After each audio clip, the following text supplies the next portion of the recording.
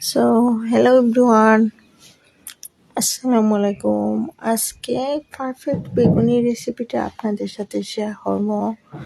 যে এরকম বেগুনি যদি গাইজ ইফতারের টেবিলে থাকে অথবা সন্ধ্যার স্ন্যাক্সে থাকে চায়ের সাথে, তাহলে তো আড্ডাটা বেশ জমে যায়। আর পারফেক্ট বেগুনি বাই এখন হচ্ছে বেগুনি মানে একটু মিডিয়াম সাইজের বেগুন যেগুলা, এগুলো একটু থিকনেস করে কেটে পিস পিস করে আর লবণ পানিতে ভিজিয়ে রাখলাম নর্মাল জল দিয়ে।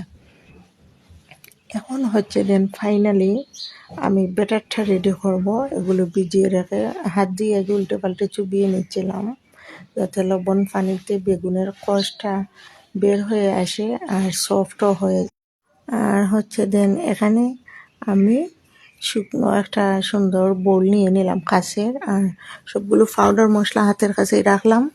আর এখন হচ্ছে ফাইনালি এটা বেসন আর ময়দা কোট করা আমার সমান সমান দিয়ে কোট করে আমি বয়ামে রাখি। এই বেসনটা নিয়ে নিচ্ছিলাম, আমি যেটুকু বেটার বানাবো এই অনুপাতে কি নিচ্ছিলাম। তারপর হচ্ছে দেন আসল মানে উপকরণগুলো মিক্স করতেছি। স্পাইস যেগুলাকে আমি দেব, প্রথমেই রেড চিলি পাউডার, তারপর হচ্ছে ধনিয়া পাউডার, তারপর হচ্ছে দেন আমি দেব এখানে তুরা ফাস্টফুডের পাউডার, আর দেব হলদি পাউডার, জিরা পাউডার। আর যদি আপনাদের হাতের কাছে আদা রসুন পেস্ট থাকে তাহলে একটু দিয়ে দিতে পারেন।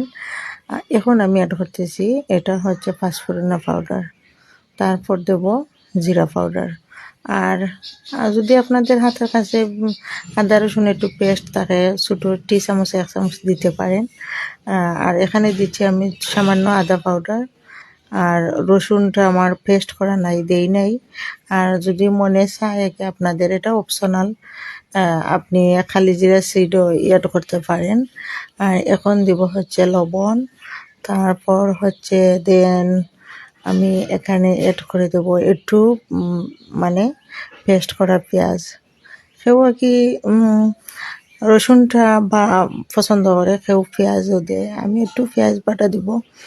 আর এই তো নর্মাল জল দিয়ে তুলো তুলো তুলো তুলো হাত দিয়ে কষলে কষলে আর কি ব্যাটারটা বানানোর চেষ্টা চলতেছে। আপনারা তো দেখতেছেনই। এখন হচ্ছে দেন ব্যাটারটা খুব স্মুথলি, যাতে কেন মানে ছোটো ছোটো দলা না ফেটে যায়, তাই আর কি প্রথম থেকে একটু কমাইয়ে পানি দিয়া মেখে মেখে মেখে মেখে জল আস্তে আস্তে আস্তে আস্তে আস্তে এড করে দিতে দিতে আর পারফেক্ট ব্যাটারটা রেডি হবে। আর এখানে হচ্ছে দেন আমি একটু পলা ধনে পাতা আর সামান্য পেঁয়াজের পেস্ট দিয়ে দিলাম।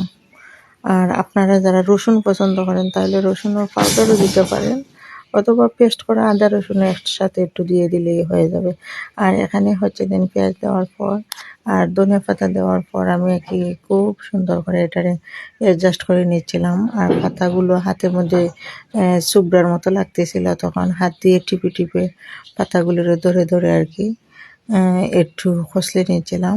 ধনিয়া পাতাগুলো একটু নরম করে দিচ্ছিলাম আর কি, যাতে ব্যাটারের সাথে হয়ে যায়। আর এই ব্যাটারটা বানিয়ে আপনারা যদি আধা ঘন্টা 1 ঘন্টা আগে আর কি রেডি করে রাখেন, বেগুনগুলো কেটে রাখলেন, ব্যাটারটা রেডি করে রাখলেন, আর এটা থিকনেস যখন দেখবেন হাতে বা চামচে লেগে থাকে, হাত থেকে ছুটে না যায়, তাহলে বুঝবেন পারফেক্ট বেগুনি মানে ব্যাটারটা রেডি হয়ে গেছে। তো আধা ঘন্টা 1 ঘন্টা রেখে দিলে আর কি বেগুনগুলো কেটে পানিতে যদি আপনি 15-20 মিনিট ভিজিয়ে রাখেন তাহলে সফট হয়ে যায় আর কোষগুলো বেরিয়ে আসে বাইরে।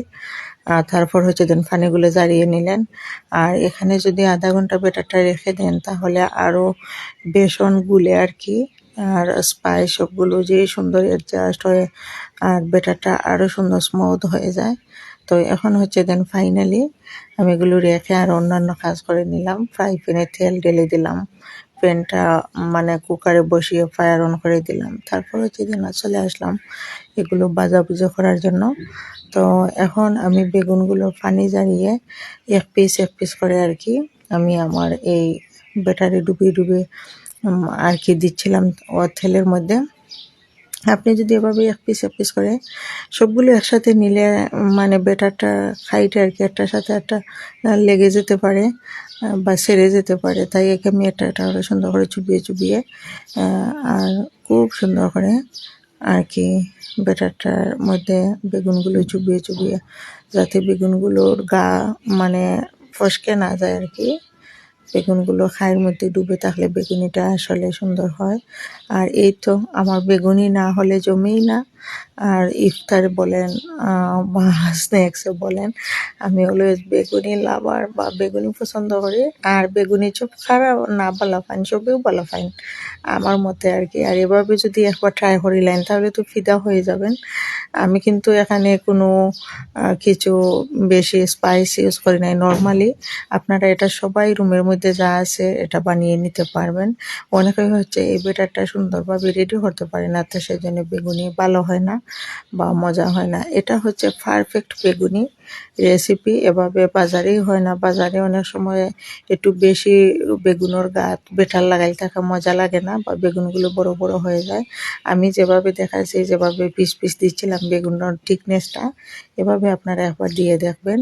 আর মানে এটার প্রেমে পড়ে যাবেন, এটা কোনোদিনই ভুলতে পারবেন না। আর কত সুন্দর ইয়াম্মে কালার চলে আসছে, অরেঞ্জ কালার, যেহেতু এখানে বেসন আছে।